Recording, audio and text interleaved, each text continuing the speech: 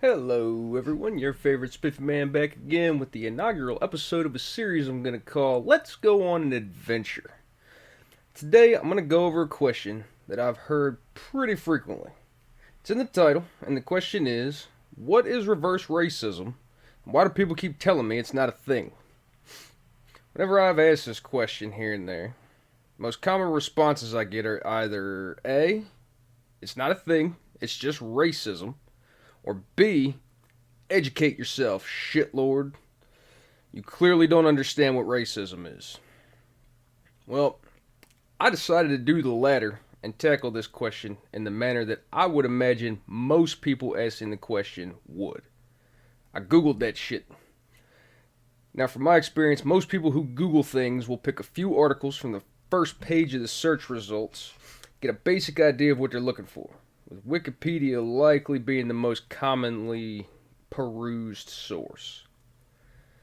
I mean, honestly, if you even make it to the second page of a Google search, you're probably really into the topic, and if you make it to the third page, I mean, let's be real, you're probably just looking at porn. However, I was in fact not looking at porn, and I pored over dozens of articles, social media postings, and just a ton of stuff on this topic of reverse racism. Now, normally, as with my previous videos, I would post some of this stuff and I would directly respond to it. But we're going on an adventure. So we're going to instead approach the topic like a bunch of 14-year-olds with a new cell phone, an impressionable young mind, and a future full of disappointment.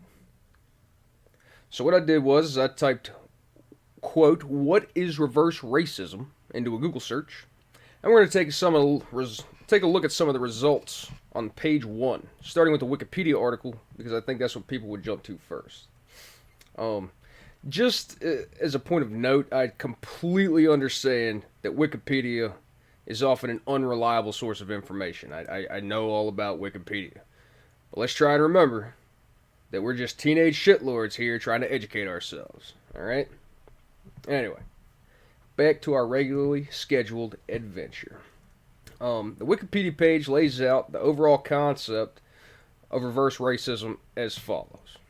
Quote, the concept of reverse racism or reverse discrimination has been used, especially in the United States, to describe the perceived denial of rights and privileges to members of dominant groups in order to benefit racial and ethnic minorities.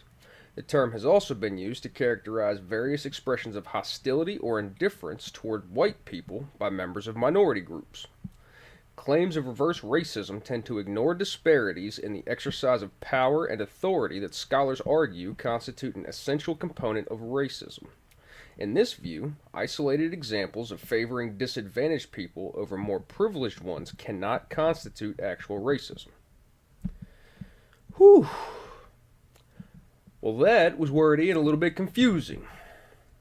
So the first part of the definition seems to be saying that reverse racism is when a member of a minority group, the racial minorities, discriminates or acts in a prejudicial manner against a member of the majority group, or the white people, I guess, based on their race. I mean, that seems easy enough to understand, but what's all that about power and disparities and all that other stuff? I don't know. Maybe we should keep looking at some of the other Google search results for some of these answers. A headline from the Huffington Post says that parts of reverse racism are a myth. Let's see if we can glean anything from them. Well, this article starts out with the notion that people use reverse racism as a reactionary defense mechanism to people of color standing up against racism, and seems pretty dismissive overall. Maybe this reverse racism thing isn't really a thing after all. And the article outright states that this is a semantic argument. And I guess that would explain the two major schools of thought on this one. Alright, so the article goes on to explain that black people actually can't, and they are never able to be racist towards whites in the United States. They can act in a prejudicial manner or be a prejudiced person, but they cannot be racist toward whites. And then it goes on about systems and discrimination again.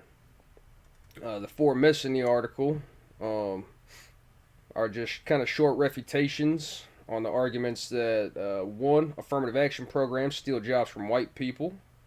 Two, that white culture can be appropriated. Three, that black on white crime is proof that blacks hate white people. Four, things like BET and Black History Month exclude white people. As far as these myths go, I've heard the affirmative action debate. I'm not entirely sure if you could even classify a thing as white culture for that second one. I've honestly never heard anyone argue about black on white crime. You honestly hear more about black on black crime more frequently. And then I have heard the why is there a black entertainment television? If there was a white entertainment television, it would be absurd. Those arguments are pretty common. And it seems like this article gives a pretty good idea of what reverse racism is. But let's check out some other ones. Back to the Google. An article by The Atlantic goes into problems that some people seem to have with affirmative action, which seems to be a pretty common theme around this reverse racism issue. The article then goes on to explain how white people use the success of Asian people to demonstrate that people of color can be successful in the United States, where you kind of see some racial groups achieving even more success than white people on average, which is true of Asians. But then it berates white people for using Asians as a scapegoat. Oh, wait. This article gives us another definition of reverse racism, but calls it reverse discrimination. What does it say? It says, a 1979 California Law Review article defines reverse discrimination as a phenomenon where, quote, individual blacks and members of other minority groups began to be given benefits at the expense of whites who, apart from race, would have had a superior claim to enjoy them. So this definition seems to be in favor of the existence of reverse racism, effectively saying that the affirmative action programs undermine a system that should be based on merit by discriminating based on race, which should be effectively racist. The article goes on to describe a bunch of polls and surveys that show that a majority of Americans feel that white people are being discriminated against, which doesn't make sense because we just learned earlier that you can't be racist toward white people. So now I'm confused. Maybe it has something to do with all that systems and oppression stuff we read earlier. Let's look at another article. Let's see. Vice published an article entitled, Dear White People, Please Stop Pretending Reverse Racism is Real. It's literally impossible to be racist to a white person. I guess we're back to this theory. And this piece has definitely got a kind of condescending tone to it. So, this article details some anecdotes as experienced by the author regarding some situations in which the author was accused of reverse racist behavior. Then she talks about some current events. Oh, wow. Black Lives Matter co-founder actually said on Twitter, quote, Please Allah give me strength not to cuss/kill these men and white folks out here today. I mean, surely that would fit a behavior that meets the definition of reverse racism. Except you can't be racist towards white people. But reverse racism is apparently a clearly defined concept. Except everyone keeps saying that it's not real. What the fuck is going on? Okay, so this article defines racism for us. Not reverse racism, but the regular kind of racism. It says, quote, racism is based on a couple of things: historical, systemic oppression, and power. And as far as history goes, white people have never been persecuted for the color of their skin. So there's no point comparing their experiences to those of black, brown, and indigenous folks. It's slavery, colonialism, theft, all kinds of violations on systemic proportions versus feelings being hurt. So he's basically saying that, you know, the minorities, the non-white people, since they've experienced all this historical and systemic oppression, that they kind of have the right to step up and try to equalize things. And when people cry reverse racism, it's just feelings being hurt. So that would be your racism versus your reverse racism. So power and historic oppression definitely have something to do with the you can't be racist towards whites argument. All right, we got that. How about we just go straight to the source and check out some dictionary definitions of this shit, which also appear on the first page of the Google search, thankfully. The Oxford Dictionary has two definitions for reverse racism. Number one is prejudice, discrimination, or antagonism on the basis of race directed against a member of a dominant or privileged racial group. And the second definition is prejudice or antagonism directed towards a majority or formally dominant ethnic group, perceived discrimination by or in favor of a minority or formerly oppressed ethnic group. And these definitions seem to line up with what we found so far. Let's go over to Webster's dictionary just to be sure.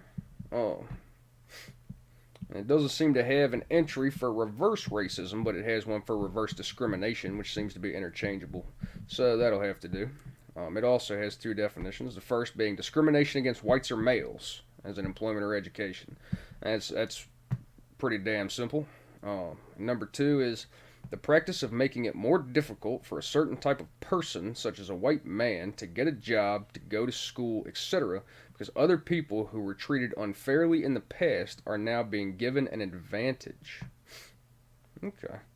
So yeah, these seem to line up with the other definitions we've found so far also, but I do like how the second definition in this one makes mention of the historical treatment of people. That's been pretty common so far.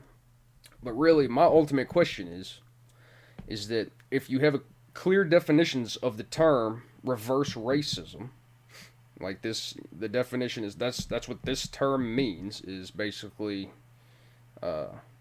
racism against a majority group or white men specifically. And we can see clear examples that demonstrate the behaviors outlined by these definitions, then how can we call it not a thing? Well, friends, let's go ahead and let our teenage dirtbag astral projections go, and we'll dig into the idea a bit more deeply. So, if you remember way back in the beginning of this discussion, I mentioned that there are two different responses to the reverse racism idea.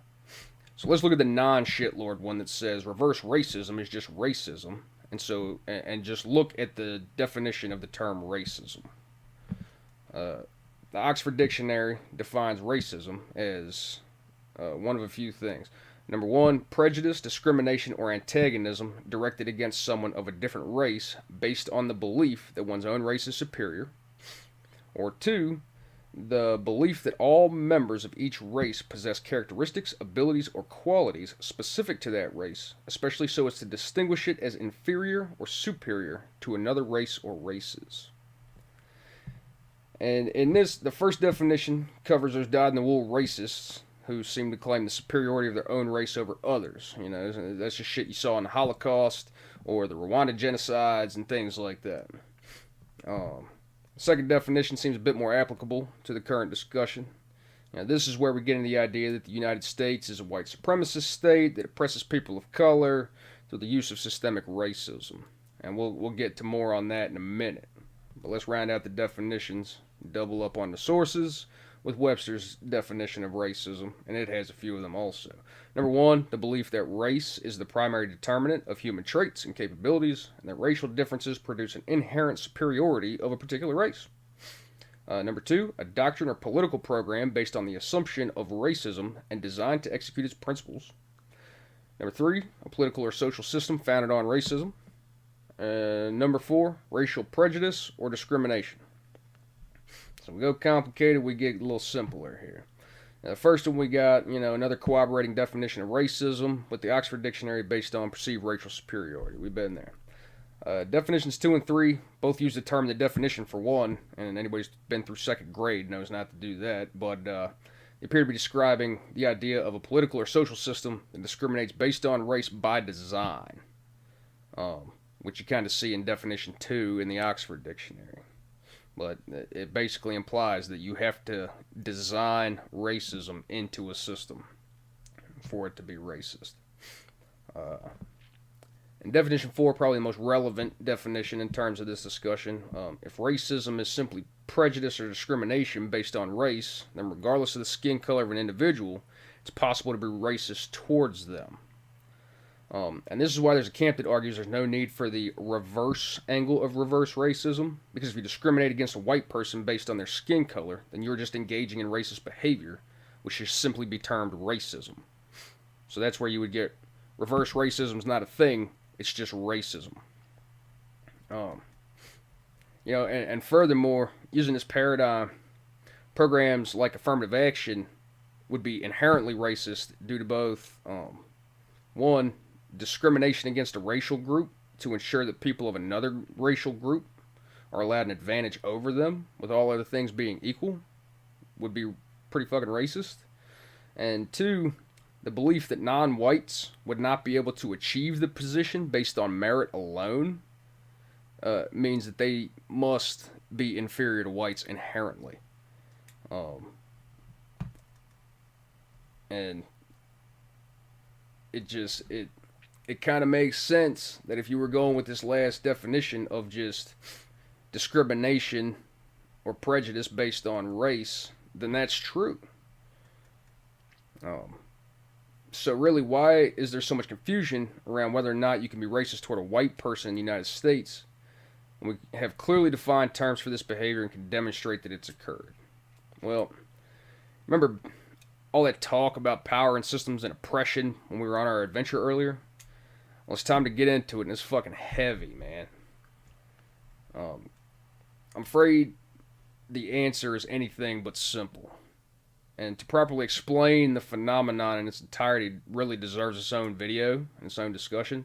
But overall, it has to do with the postmodernist adoption of Marxist theory coupled with critical theory through the lens of intersectionality. And to break these ideological frameworks down into simple terms is doing a great disservice to some vastly complicated concepts. And I would encourage you to look them up and look into them and research them at your leisure. But effectively, this combination of ideological viewpoints break various isms down to the idea that both prejudice and societal power are required for an individual to be an ist, right? So racist, sexist, classist, ableist, that's where all these terms come from. Now, we learned earlier that people of color can be prejudiced toward white people, but they cannot be racist toward them. And this has something to do with systems and power, but how does it all roll together? Well, first we got to look at the Marxist idea of the bourgeoisie versus the proletariat, and how the postmodernists have mutated this idea into basically an oppressor class and an oppressed class. So we got oppressor class and oppressed class, and we have to determine who is who in society.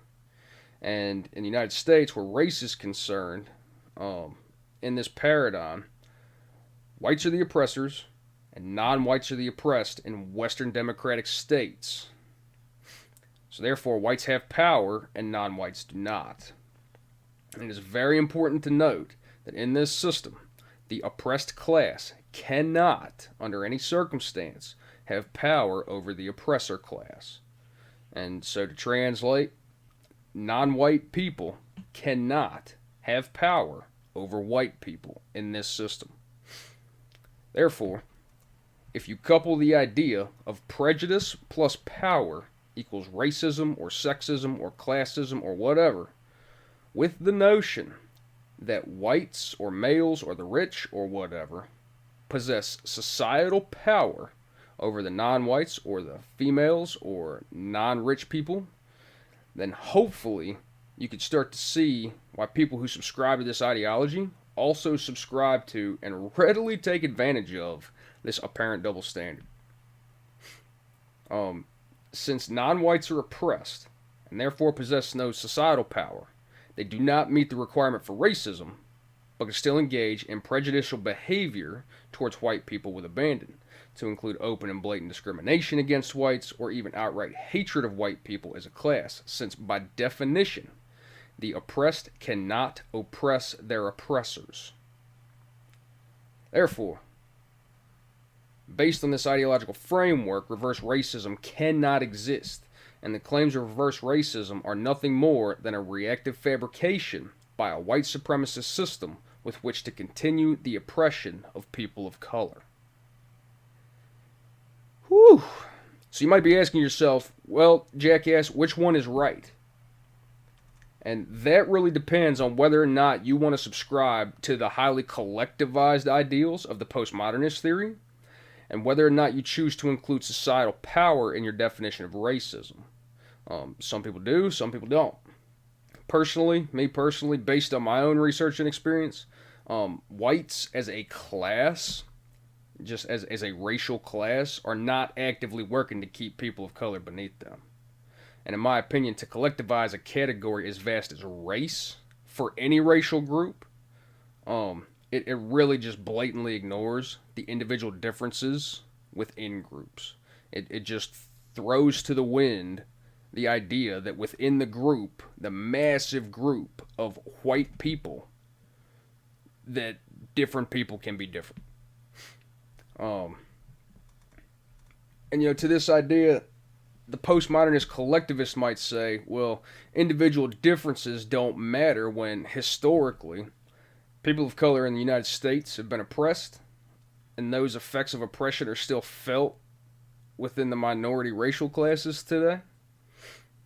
And I agree with that. This is very likely true. You very likely are seeing a vast amount of carryover for racial minorities in this country, particularly with blacks and Native Americans, or indigenous people, or whatever term you prefer.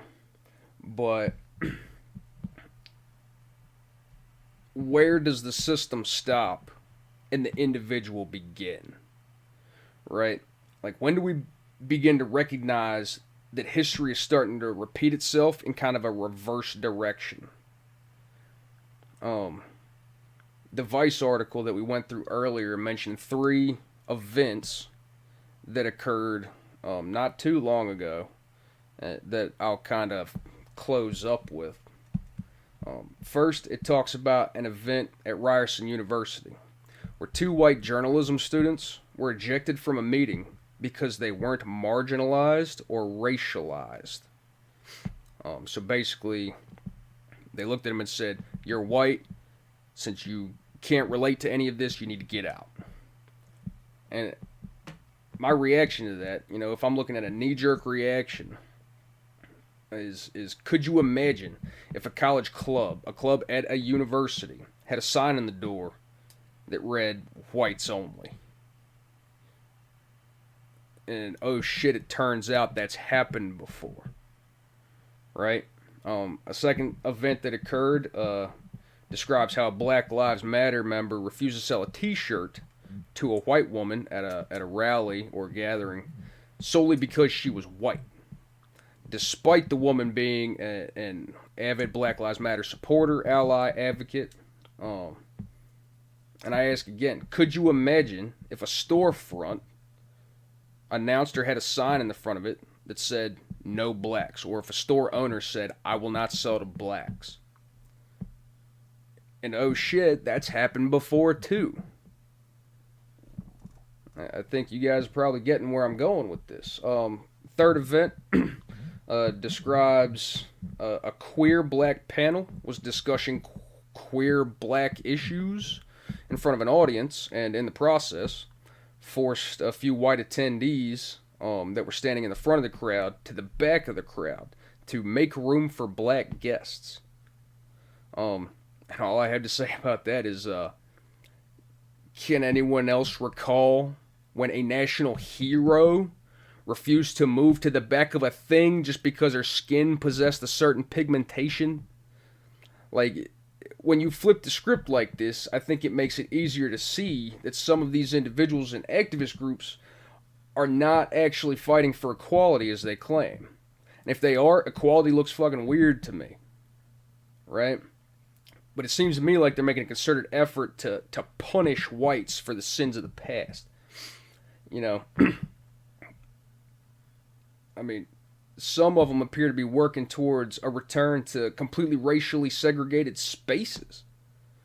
You know, and a couple of these articles go into that. You know, white people need to invade black spaces. It's like, well, there was a time not too long ago where black spaces were a bad thing.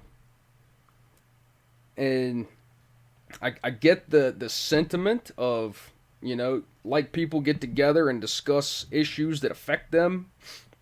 And I personally think you're doing your movement a disservice if you push away people from the quote-unquote oppressor class who might be willing to help. But it just seems to me like this is part of the reason that some people refer to these movements as the regressive left, because they're regressing to a time that was worse for people. And all the while, they seem to be using this postmodernist Marxist lens to justify their actions. And I say, you know, believe what you want, but my gut, when I see this behavior, my gut tells me that it's wrong. And anyway, I hope you liked the video, learned a little something in the process. I know I did. So don't forget to subscribe, upvote, downvote, comment, or especially share this video around with at least 100 of your not-so-closest friends. And I'll catch you love machines next week.